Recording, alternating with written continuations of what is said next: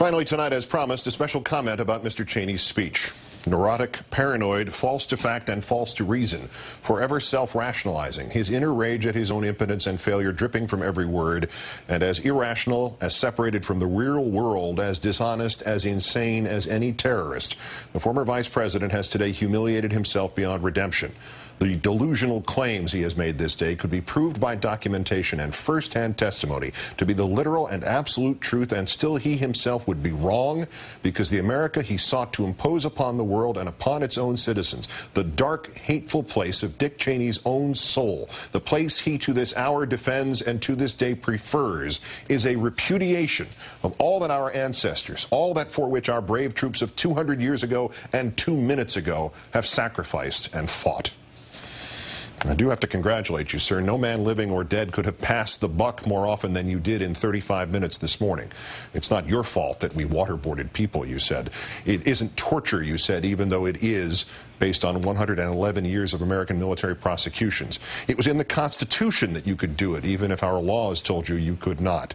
It was in the language of the 2001 military authorization. You force-fed the Congress that you could do it, even if our international treaties told you you could not. It produced valuable information, you said, even though the first-hand witnesses, the interrogators of these beasts, they said the information preceded the torture and ended when it began.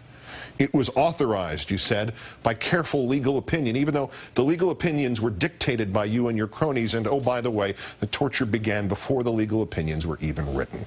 It was authorized, you said, and you implied that even if it really wasn't, it was done only to detainees of the highest intelligence value. It was more necessary, you said, because of the revelation of another program by the real villains of our time, the New York Times, even though that revelation was possible because the program was detailed on the front page of the website of a Defense Department subcontractor. It was all the fault of your predecessors, you said, who tried to treat terror as a law enforcement problem before you came to office and rode to the rescue after you totally ignored terrorism for the first 20% of your first term, and the worst attack on this nation in its history unfolded on your watch. 9/11 caused everyone to take a serious second look at threats that had been gathering for a while, you said today, and enemies whose plans were getting bolder and more sophisticated. Gee, thanks for being motivated by the deaths of nearly 3,000 Americans to go so far as to take a serious second look. And thank you, sir, for admitting, obviously inadvertently, that you did not take a serious first look in the 7 months and 23 days between your inauguration and 9/11. For that attack, sir, you are culpable, morally, ethically. At best, you were guilty of malfeasance and eternally lasting stupidity. At worst, sir, in the deaths of 9/11, you are negligent. The circular logic and the self-righteous sophistry falls from a copy of Mr. Cheney's speech like bugs from a book on a moldy shelf.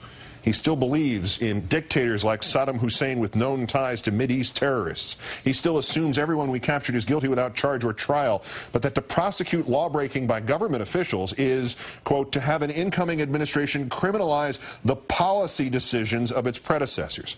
And most sleazy of all, while calling the CIA's torturers honorable, he insists the grunts at Abu Ghraib were a few sadistic prison guards who abused inmates in violation of American law, military regulations, and simple decency, even though, and maybe he does not know we know this, even though there is documentary proof now that those guards were acting on the orders originating in the office of Secretary of Defense Rumsfeld. It is, in short, madness. Madness, sir. Mr. Cheney, your speech was almost entirely about you. There are only 5 or 6 other people even mentioned, and only 2 quoted at any length. And why would you have quoted, as you did, the man who said this? I know that this program saved lives. I know we've disrupted plots. I know this program alone is worth more than the FBI, the Central Intelligence Agency, and the National Security Agency put together have been able to tell us. As you know, sir, you are quoting former CIA Director George Tenet. That would be the George Tenet who told Congress on February 11, 2003, quote, Iraq is harboring senior members of a terrorist network led by Abu Musab al-Zarqawi, a close associate of al-Qaeda. Mr. Tenet, sir, then went into elaborate detail about the Iraq al-Qaeda connection. None of it was true. This is your source, as he was your boss's source. George, how confident are you? President Bush asked Tenet about Saddam Hussein's weapons of mass destruction just before the Iraq War, according to Bob Woodward's book, Plan of Attack. Don't worry, Tenet answered. It's a slam dunk. That is your independent authority on how well torture worked. Next time you see him, Mr. Cheney, you might as well ask Mr. Tenet if he thinks he is Napoleon. I don't want to know who you think you are. Those are the basic facts on enhanced interrogations, you concluded, and to call this a program of torture is to libel the dedicated professionals who saved American lives and to cast terrorists and murderers as innocent victims. You saved no one, sir.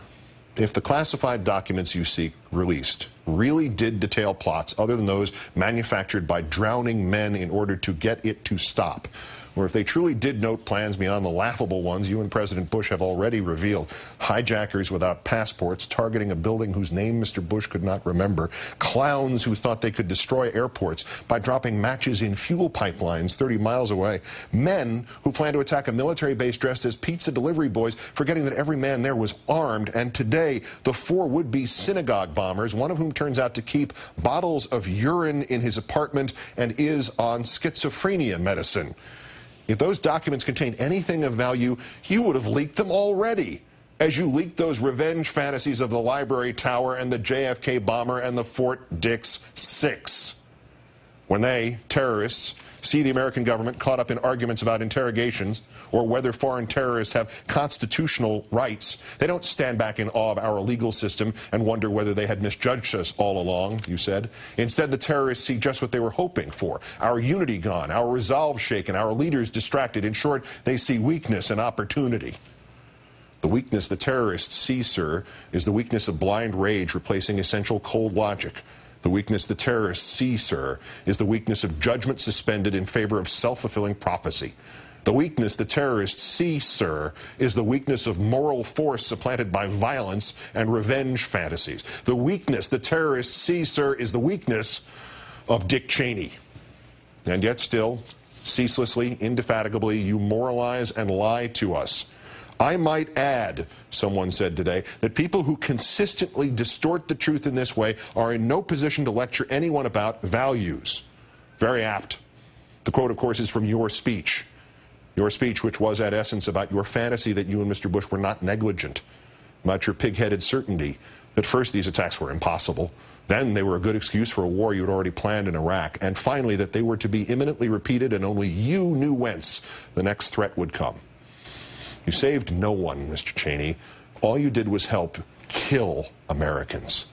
You were negligent before 9/11. Your response to your complicity by omission on 9/11 was panic and shame and insanity and lying this country into a war that did nothing but kill 4,299 more of us.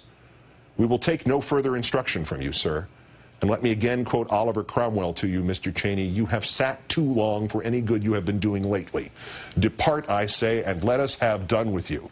In the name of God, go.